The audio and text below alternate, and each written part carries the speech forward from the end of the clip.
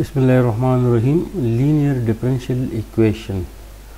A differential equation of the form dy by dx plus p of x y is equal to q of x, that is dy by dx plus py is equal to q, is called linear differential equation in y. This is linear differential equation in y. If here is y, then we call it linear differential equation in y. If here is x, then we call it linear differential equation in x. So here p and q, where p and q are function of x, are constant. Since here is x, hence here is x, so this is a linear differential equation in x. This is linear in y, this is linear in x.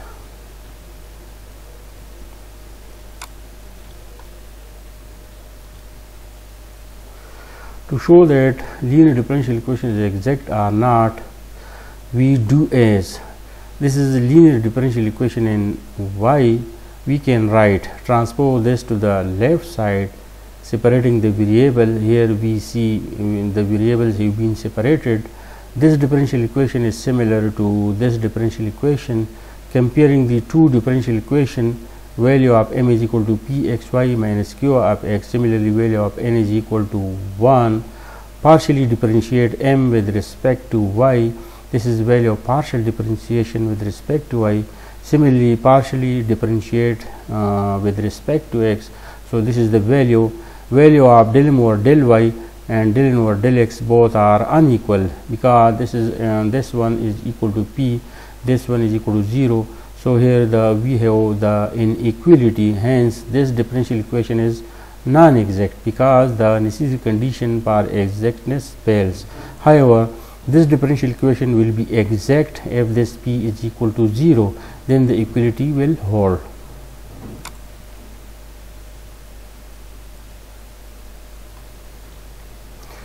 Therefore, equation 1 is exact. It will be exact if p is equal to 0. Since the linear differential equation is non-exact, we need integrating factor. What is integrating factor? The factor which makes a differential equation exact one is called integrating factor. Integrating factor of the linear differential equation, this one. This is linear differential equation in the variable y. It is non-exact. So we have to find out its integrating factor. Let v be the integrating factor. Multiplying this equation by the integrating factor, before multiplication, transpose this term to the left side and then multiplying both sides by v. So here we see multiplication of the integrating of the differential equation by the integrating factor v. Now after multiplication, this differential equation is exact differential equation. Now simplifying, this is v, multiplying v with this term. Similarly, multiply v with this term. Here we see multiplication, rearranging, taking this dx to the this term. Now this is a differential equation of the form m dx plus n dy is equal to 0. This is a differential equation of the form m dx plus n dy is equal to 0. Taking m and n from this equation 3, this is value of m and this is value of n. Partially differentiate m with respect to y. So this p, this v will be here, as it is this del y over del y will be 1 and this term will be 0. Partial differentiation of this term with respect to y will be 0. So here we have partial value of the partial differentiation of m with respect to y. Here we have value of this one. Similarly, differentiating this with respect to x, so here we have value of partial differentiation. Here we have used double D notation because v is a function of x, so we have used the double D notation. Equation 3, this is equation 3. It is exact because we have multiplied the non-exact by the integrating factor v. So this is exact differential equation, and hence the necessary condition will hold. Now putting the values of del m over del y and del n over del x, here value of this left side is equal to here value of the right side is equal to here. So putting the value, now separate the variables, then integrate both sides. Integral of 1 over is equal to log v. This is a logarithmic form, writing in the exponential form, so v will be equal to e power integral px dx.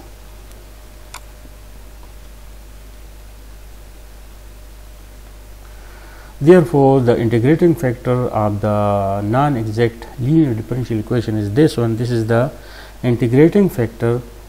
Multiplying both sides by the integrating factor, multiplying this non-exact differential equation by the integrating factor, here we have the multiplication.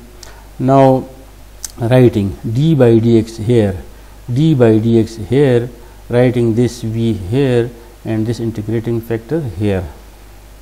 Remember, always write d by dx here, take this v here, take this integrating factor here, and this part, this right hand side will be as it is. Now integrating both sides, remember, always write d by dx here, this d by dx here, this y, and these two will be here. Now integrating both sides, and this is the integration. Now the integration will be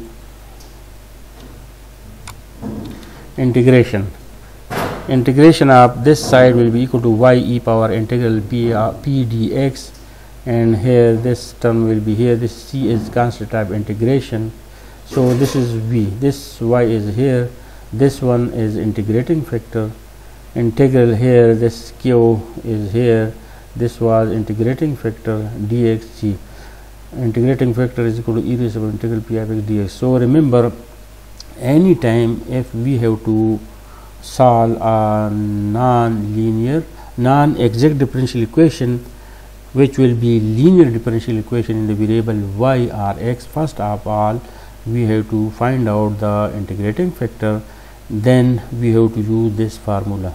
जब कभी linear differential equation को हल करना हो तो सबसे पहले उसी डिफरेंशियल इक्वेशन का इंटीग्रेटिंग फैक्टर मालूम करना होता है, और इंटीग्रेटिंग फैक्टर मालूम करने के लिए हम ये फार्मूला इस्तेमाल करते हैं. अगर लीनियर डिफरेंशियल इक्वेशन y के लिहाज से लीनियर हो तो इंटीग्रेटिंग फैक्टर मालूम करने के लिए हम e raised to power integral px dx use करेंगे, और अगर लीनियर डिफरेंशियल इक्वेशन x के लिहाज से लीनियर हो तो फिर इंटीग्रेटिंग फैक्टर के लिए हम यूज़ करेंगे e power integral py dy.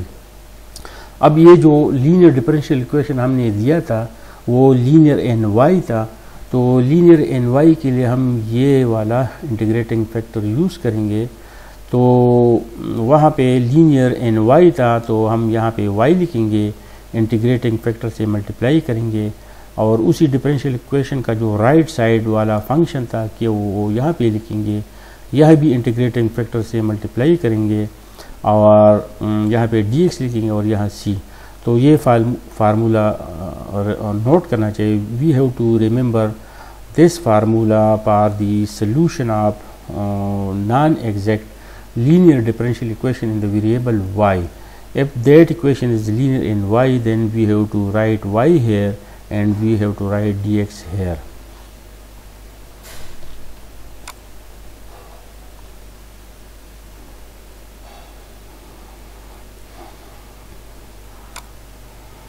Note, dx by dy plus py x is equal to qy.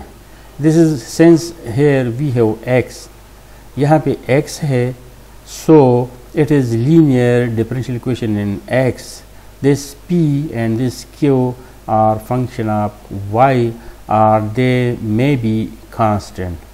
The solution is, यहाँ अगर x हो तो हम यहाँ x लिखेंगे, इंटीग्रेटिंग फैक्टर अगर यहाँ x हो तो integrating factor e power integral py dy लिखेंगे, यहाँ पे q लिखेंगे, ये q वाला यहाँ लिखेंगे, यहाँ पे इंटीग्रेटिंग फैक्टर होगा और यहाँ पे dy होगा.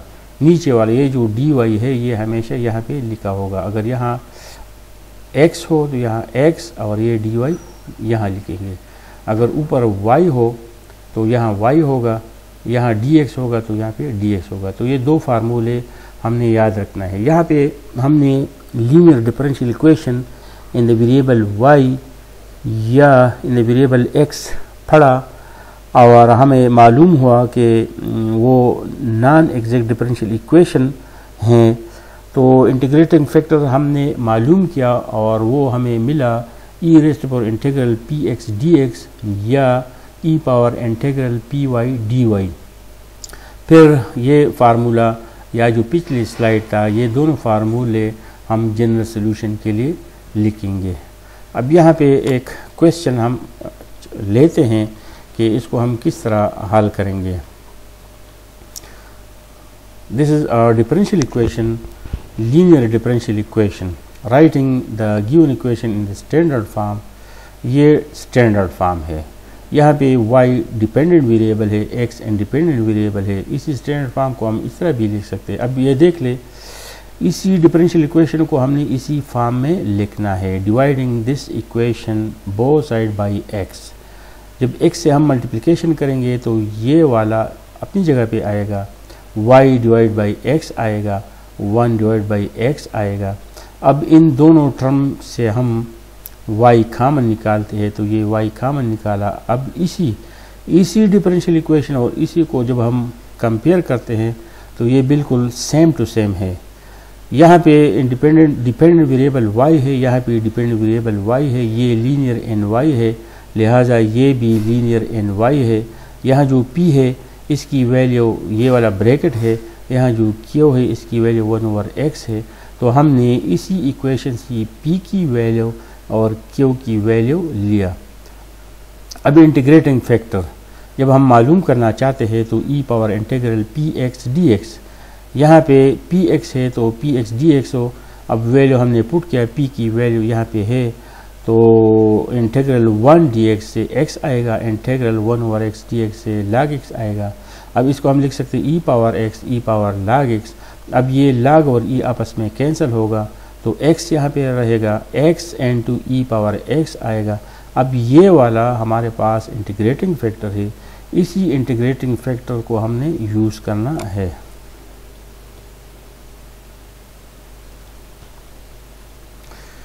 मल्टीप्लाइंग 1 बाय इंटीग्रेटिंग फैक्टर, ये हमारे पास जो गिवन क्वेश्चन था उसका लेफ़्ट साइड है और 1/x उसका राइट साइड था। x e पावर x ये इंटीग्रेटिंग फैक्टर हमने मालूम किया है। यहाँ पे हमने इसको मल्टीप्लाई किया और यहाँ पे हमने इसको मल्टीप्लाई किया। फिर हम हमेशा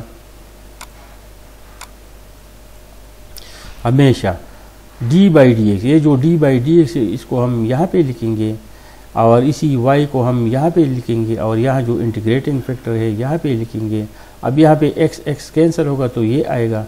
अब वो इसी को अगर यहाँ पे हम देखें तो इसी ds को हम यहाँ पे शिफ्ट कर सकते हैं। अब दोनों साइड जब हम इंटीग्रेट करते हैं तो इंटीग्रल ऑफ d तो ये कैंसिल होगा, ये वाला यहाँ पे आएगा, integral of e power x dx हो, ये हल होगा तो e power x plus e आएगा। अब वो इसी इक्वेशन को हम इस तरह लिख सकते हैं। तो एक मेथड तो यही है और दूसरा ये द रिक्वायर्ड सोल्यूशन है, ये हमारे पास फार्मूला है। अगर डिपेंडेंट वेरिएबल y हो तो हम यहाँ पे, अगर लीनियर, ये जो हमारे पास क्वेश्चन था वो लीनियर ny था तो यहाँ पे हमने y लिखा, इसके साथ इंटीग्रेटिंग फैक्टर का मल्टीप्लिकेशन होगा, q यहाँ पे होगा। अब वो इंटीग्रेटिंग फैक्टर हमने मालूम किया है, यहाँ पे इसकी वैल्यू हमने पुट किया, यहाँ भी पुट हो गया। अब x कैंसिल होगा तो ये आएगा। अब यहाँ पे इसकी वैल्यू ये है। अब इसी इक्वेशन को जब हम सिंप्लीफाई करते हैं तो वही आंसर हमें मिला।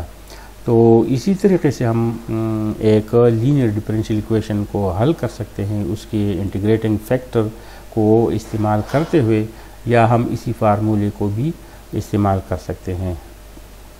अब हम देखते हैं एक दूसरा क्वेश्चन कि ये किस तरह हम हल करेंगे।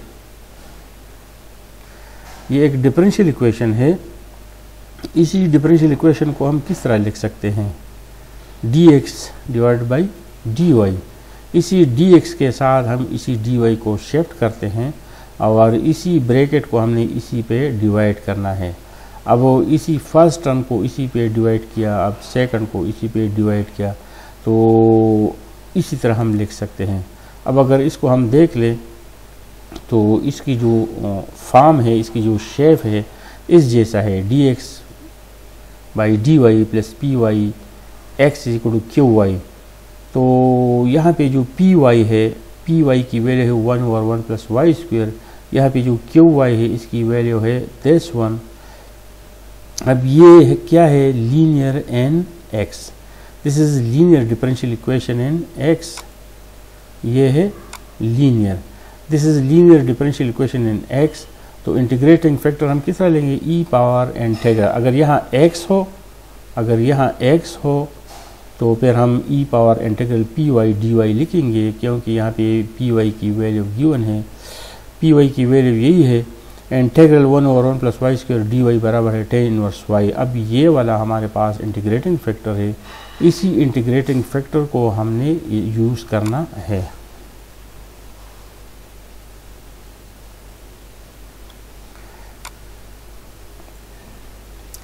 The solution is x। यहाँ पे हमने x इस वजह से लिखा है कि ये जो क्वेश्चन था वो लीनियर इन x था, उसमें डिपेंडेंट वेरिएबल x था, तो हमने x लिखा और इसके साथ इंटीग्रेटिंग फैक्टर का मल्टीप्लिकेशन होगा। उसी लीनियर डिफरेंशियल इक्वेशन का राइट साइड में जो फंक्शन था क्यू वाई था, और यहाँ भी मल्टीप्लिकेशन है और ये डी वाई है। अब यहाँ पे हमने वैल्यू पुट करना है, इंटीग्रेटिंग फैक्टर यहाँ पे पुट हो गया, यहाँ पे हमने सब्स्टिट्यूट किया। अब ई पावर tan इनवर्स वाई को हमने यहाँ पे लिखा और tan इनवर्स वाई यहाँ पे 1 प्लस वाई स्क्वायर यहाँ पे डी वाई यहाँ पे, और ये सी कांस्टेंट ऑफ इंटीग्रेशन है। अब हमने इसको हल करना है। Let tan inverse Y, tan inverse Y, इसी tan इनवर्स वाई को हमने पुट करना है थीटा। दोनों साइड का हम डिफरेंशियल लेते हैं।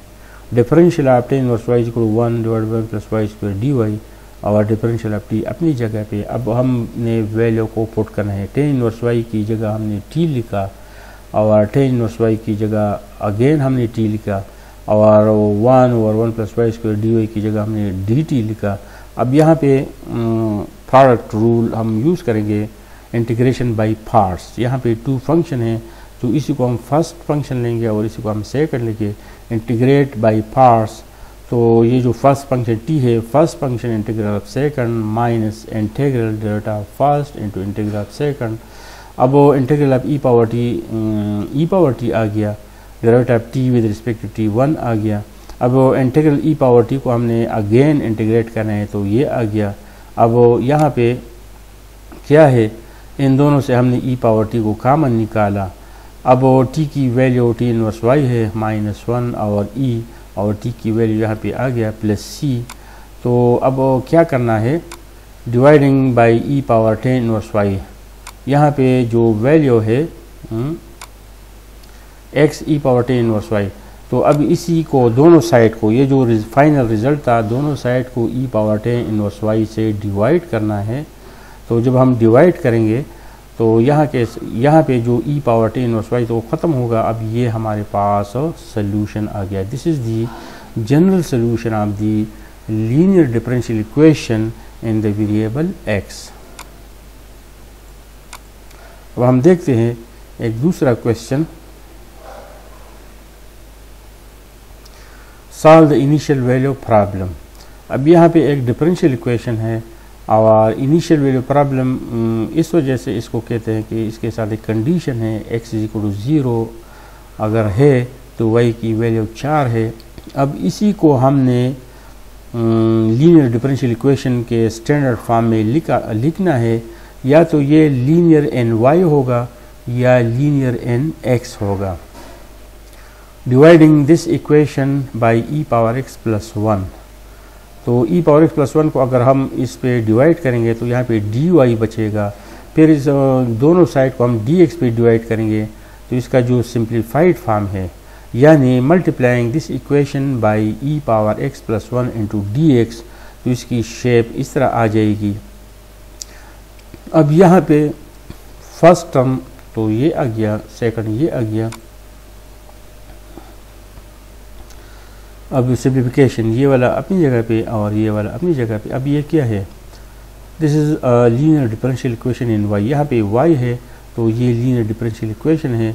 अब इसी फंक्शन को हमने लिया, ये वैल्यू ऑफ p है, इसी फंक्शन को हमने लिखा, ये वैल्यू ऑफ q है।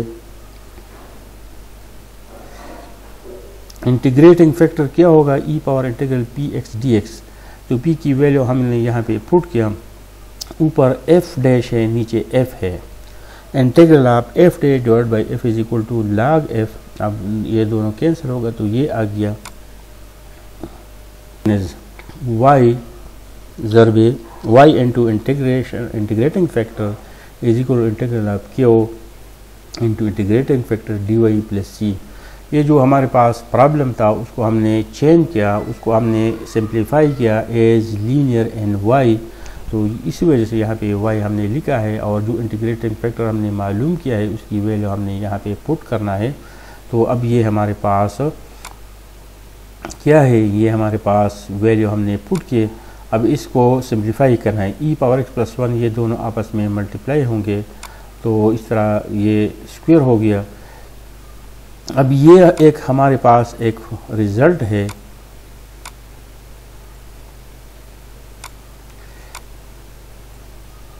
Integral of f power n f dash dx। अगर इस जैसा एक क्वेश्चन हो तो इसको हम इस तरह लिख सकते हैं, increase the power of f and divide by the power of 10।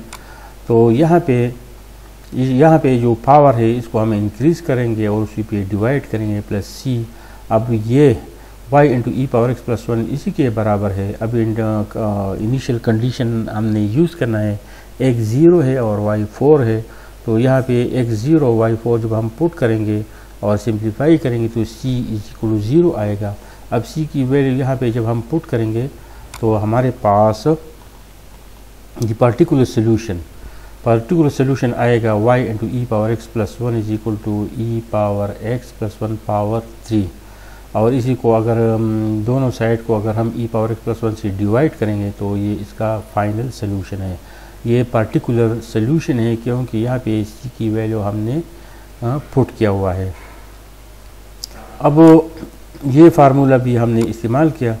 अब प्रोसीजर, अब तक जो हमने दो method linear differential equation in the variable y और x को हल करने के लिए हमने एक तो फार्मूला का इस्तेमाल किया और दूसरा हमने इंटीग्रेटिंग फैक्टर मालूम किया, फिर दोनों साइड को इंटीग्रेटिंग फैक्टर से मल्टीप्लाई किया और लेफ़्ट साइड को d बाई dx शक्ल में लिखा और इस तरह राइट साइड को फिर इंटीग्रेशन किया। तो उसी बात को यहाँ पे बयान किया गया है। Procedure, instead of remember the formula you can use right the equation standard form, this is the standard form, find the integrating factor by v is equal to e raise of integral px dx, multiply the equation in standard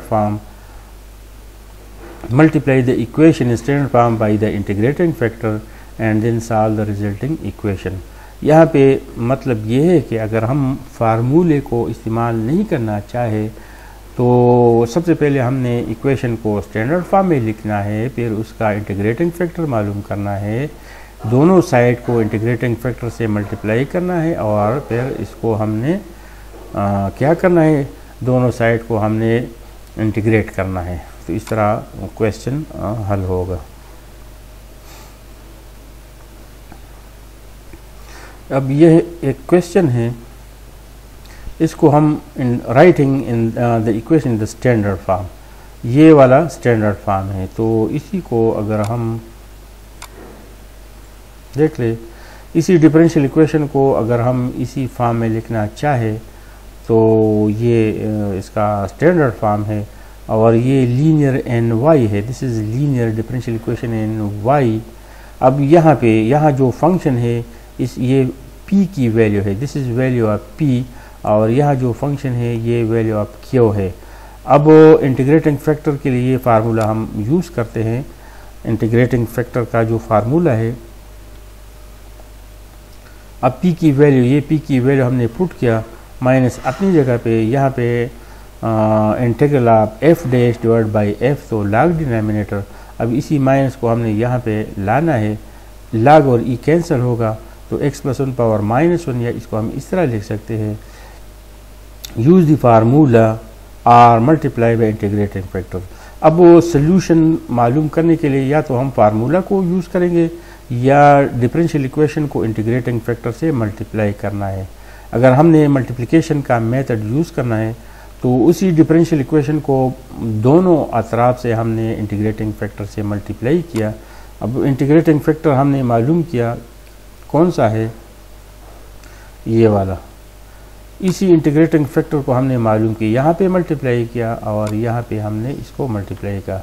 अब वो जो differential equation था ये उसका left side था और ये उसी डिफरेंशियल इक्वेशन का राइट साइड था। अब हमेशा हम क्या करेंगे, हमेशा हम यहाँ पे जो डी बाई डी एक्स है, इसी डी बाई डी एक्स को यहाँ से लेकर हमने यहाँ पे लगाना है। अब ये y, इसी y को हमने यहाँ पे लिखना है और यहाँ जो इंटीग्रेटिंग फैक्टर है उसको साथ लिखना है। यहाँ पे सिंप्लीफिकेशन है, x प्लस 1 ये दोनों आपस में कैंसिल होगा तो ये आ गया। अब दोनों साइड को हमने इंटीग्रेट करना है, तो यहाँ पे इंटीग्रेशन क्या आएगा, y divide by x plus 1 आएगा और यहाँ पे e power x plus some constant आएगा। तो इसी तरीके से हम लीनियर डिफरेंशियल इक्वेशन को हल करते हैं, यानी इंटीग्रेटिंग फैक्टर मालूम करना है और सोल्यूशन के लिए या तो फार्मूला यूज़ करना है या मल्टीप्लिकेशन।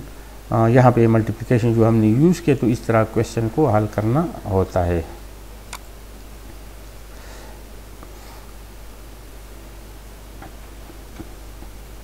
अब यहाँ पे एक क्वेश्चन है सॉल्व। ये एक डिफरेंशियल इक्वेशन है, writing in the standard form. इसी डिफरेंशियल इक्वेशन को अगर हम इस तरह लिखें तो अब ये क्या है, it is not in the standard form, it is not variable separable homogeneous differential equation और exact differential equation, so interchange role of X and Y.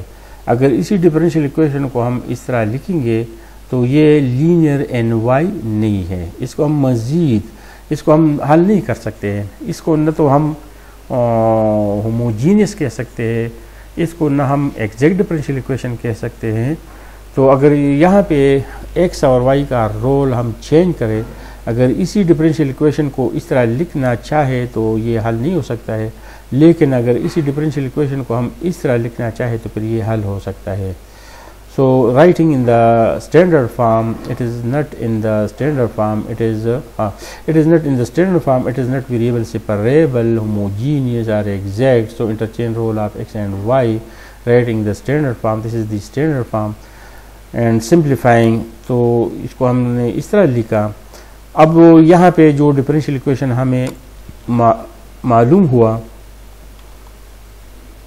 अब ये डिफरेंशियल इक्वेशन जो क्वेश्चन था उसको हमने इस तरह लिखा। अब अगर इसी डिफरेंशियल इक्वेशन को इसी को हम देख ले तो दोनों सिमिलर है, ये लीनियर इन एक्स है और ये भी linear differential equation in x है। अब यहाँ पे पी वाई क्या है, फंक्शन ऑफ वाई है, तो यहाँ पे फंक्शन ऑफ वाई हमने लिया। यहाँ पे जो फंक्शन ऑफ क्यू है तो यहाँ पे फंक्शन ऑफ क्यू हमने लिया। अब इंटीग्रेटिंग फैक्टर के हमने इसी फार्मूले के यूज़ करना है। अब वो यहाँ पे integral of 1 over Y log Y है, इसी माइनस को हमने यहाँ पे ले आया, इसी इन दोनों को हमने कैंसिल किया। y पावर -1 या 1 ओवर वाई इंटीग्रेटिंग फैक्टर है। अब सोल्यूशन के लिए हम क्या करते हैं, सोल्यूशन के लिए हम दोनों साइड को इंटीग्रेटिंग फैक्टर से मल्टीप्लाई करते हैं। ये वाला इंटीग्रेटिंग फैक्टर है, यहाँ पे ये इंटीग्रेटिंग फैक्टर है और यहाँ पे ये जो y था 1 ओवर वाई ये भी इंटीग्रेटिंग फैक्टर है। अब यहाँ पे अब इसको हम किस तरह लिख सकते हैं, डी बाई डी वाई। अब इसी को हमने यहाँ से लेना है, डी बाई डी वाई, इसी को हमने यहाँ से लेना है डी बाई डी वाई। इसको याद रखें, डी और by D Y, D by D Y यहाँ लिखना है। अब ये जो x है इसी x को लेना है और इसी 1/y को लेना है और यहाँ पे सिंप्लीफिकेशन है। अब दोनों साइड को हम इंटीग्रेट करते हैं, तो जब हम इंटीग्रेट करते हैं तो x ओवर y यहाँ पे आएगा और यहाँ पे इंटीग्रेशन आएगा y² डिवाइड बाई 2।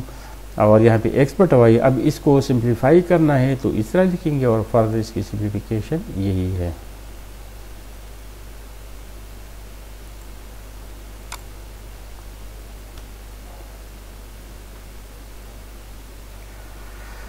या जो फार्मूला था डिपेंडेंट वेरिएबल, वहाँ पे x था तो x के साथ इंटीग्रेटिंग फैक्टर का हम यूज़ करते हैं, यहाँ पे फंक्शन आप y यूज़ करते हैं और यहाँ पे dy। अगर यहाँ x हो तो यहाँ हमेशा dy आएगा, अगर यहाँ y हो तो यहाँ हमेशा dx आएगा। अब यहाँ पे जब हम वैल्यू पुट करेंगे और कुछ सिंप्लीफिकेशन करेंगे तो वही सेम आंसर हमें मिलेगा।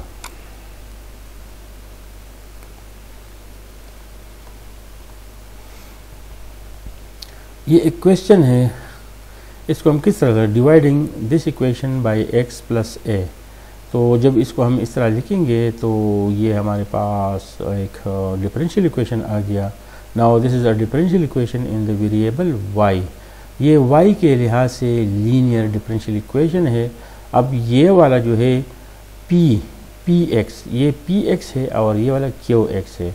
तो इंटीग्रेटिंग फैक्टर के लिए हमने फार्मूला लिया और उसमें पुटिंग किया, -3 यहाँ पे आ गया, integral 1 over x plus a log x plus a आ गया। -3 को हमने यहाँ पे ले आया, अब log और e कैंसिल हो गया तो x प्लस a पावर -3 आ गया। अब इसी को हमने फार्मूला में यूज़ करना है या इसी से हमने इंटीग्रेट क्वेश्चन को मल्टीप्लाई करना है। अब ये देख ले, यहाँ पे इंटीग्रेटिंग फैक्टर है और ये इंटीग्रेटिंग फैक्टर यहाँ भी नज़र आ रहा है, दिस इज़ 1 ओवर। अब इसी को d बाई डी एक्स को हमने यहाँ लिखना है, इसी y को हमने यहाँ से लिखना है और इसी इंटीग्रेटिंग फैक्टर को यहाँ से लिखना है। यहाँ पे सिंप्लीफिकेशन है। अब इसी d बाई, अब यहाँ इसी को हम इंटीग्रेट कर सकते हैं या इसी dx को हम यहाँ पे ले आ सकते हैं। अब यहाँ इन दोनों को जब हम इंटीग्रेट करेंगे तो इंटीग्रल d कैंसिल होगा, ये वाला आएगा और यहाँ पे इंटीग्रेशन है increase the power divide by the power.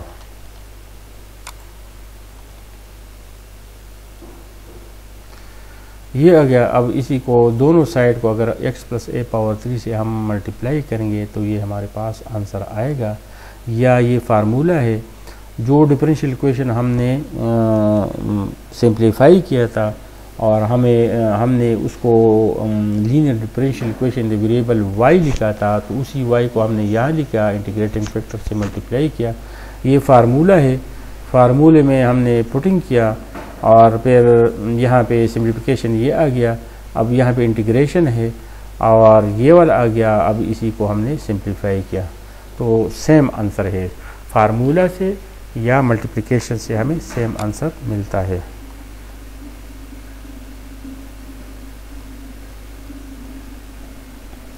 अब ये क्वेश्चन है, इसी क्वेश्चन को हम इस तरह लिख सकते हैं। अब ये क्या है, linear in Y, linear in Y है। तो ये वाला जो फंक्शन है ये p है, तो फार्मूला हमने यूज़ किया और p की वैल्यू पुट किया। अब वो यहाँ 2 टर्म है तो यहाँ पे सिंप्लीफिकेशन किया, क्या है integral of f dash over f। तो यहाँ पे हमने लिखा e power minus log of cos x, log denominator, और integral 1 over x dx equal log x। अब इसी को हम लिख सकते हैं log x divide by cos x। अब log और e को कैंसिल करें तो x बटा cos x या x सेकेंड x हमारे पास आएगा। इसी x साइन x को इसी x cos x से डिवाइड किया, cos x को x cos x से डिवाइड किया। अब cos का डिफरेंशिएशन माइनस साइन है तो माइनस यहाँ पे लिखा, माइनस यहाँ पे लिखा, बाहर वाला माइनस अपनी जगह पे, और यहाँ पे जो माइनस साइन है ये f डैश है और नीचे f है तो log डिनोमिनेटर फार्मूला यूज़ हो गया, इसके लिए भी log डिनोमिनेटर। अब यहाँ पे log a है माइनस log b है तो इसका हम लिख सकते हैं log a ओवर b। अब इन दोनों को हमने क्रॉस किया, इसी ये आ गया, cos को हमने ऊपर लिखा। अब ये जो फार्मूला है, फार्मूला हमने लिखा, जो क्वेश्चन हमने लिखा था लीनियर एन वाई था, तो इस वजह से यहाँ पे y आ गया, इंटीग्रेटिंग फैक्टर यहाँ पे वैल्यू पुट के अब वो इसी काज को हम ऊपर ले जा सकते हैं, तो काज सीकेंड आएगा, सीकेंड स्क्वायर आएगा, एक्स और एक्स कैंसिल होगा। अब यहाँ पे derivative of tangent secant square है और सीकेंड स्क्वायर का इंटीग्रेशन टेंजेंट है, तो यहाँ पे टेंजेंट तो एक्स प्लस सी हमारे पास आंसर आ गया।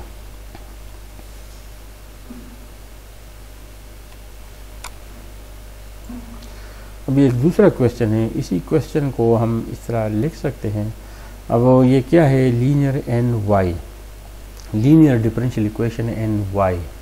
इसको हम लीनियर इस वजह से कहते हैं कि ये यहाँ पे लीनियर एन वाई इस वजह से कह सकते हैं कि वाई का पावर किसी जगह भी 1 से ज़्यादा नहीं है। इसके अलावा कहीं भी वाई और इसके डेरिवेटिव का प्रोडक्ट नहीं है। इसके अलावा y का जो डेरिवेटिव है इसका कहीं भी 1 के अलावा पावर ज़्यादा नहीं है, तो ये लीनियर एन वाई है। इसी को हम इस तरह लिख सकते हैं, ये सिंप्लीफिकेशन आ गया, लीनियर एन वाई है। तो ये वाला जो फंक्शन है ये p है। अब यहाँ इसी फार्मूले में हमने वैल्यू को पुट किया, इसको हम इस तरह लिख सकते हैं, e power integral 1 over log x 1 over x dx। अब ये यहाँ जो इंटीग्रेशन है ये है log of log x, this one is equal to log of log x। अब log और e कैंसिल होगा तो log x, ये हमारे पास इंटीग्रेटिंग फैक्टर है। अब ये फार्मूला है, तो फार्मूले में हम वैल्यू पुट कर सकते हैं, the solution is y into integrating factor integral q integrating factor dx plus c। ये जो क्वेश्चन हमने सिंप्लीफाई किया उसको हमने चेंज किया एज लीनियर एन वाई, इस वजह से यहाँ पे y है। अब यहाँ पे वैल्यू को सब्सटीट्यूट किए गए हैं, तो हमारे पास क्या है 2 यहाँ पे आ गया, integral log x 1 over x dx है। अब ये जो log है ये फार्मूला है, अगर यहाँ एक फंक्शन हो और इसके साथ इसका डेरिवेटिव हो तो इसी फंक्शन के पावर को हम इंक्रीज करते हैं, उसी पे डिवाइड करते हैं। अब यहाँ पे एक फंक्शन है और साथ में इसका डेरिवेटिव है, तो increase the power and divide by the power, तो ये हमारे पास आंसर है 2 कैंसिल हो गए।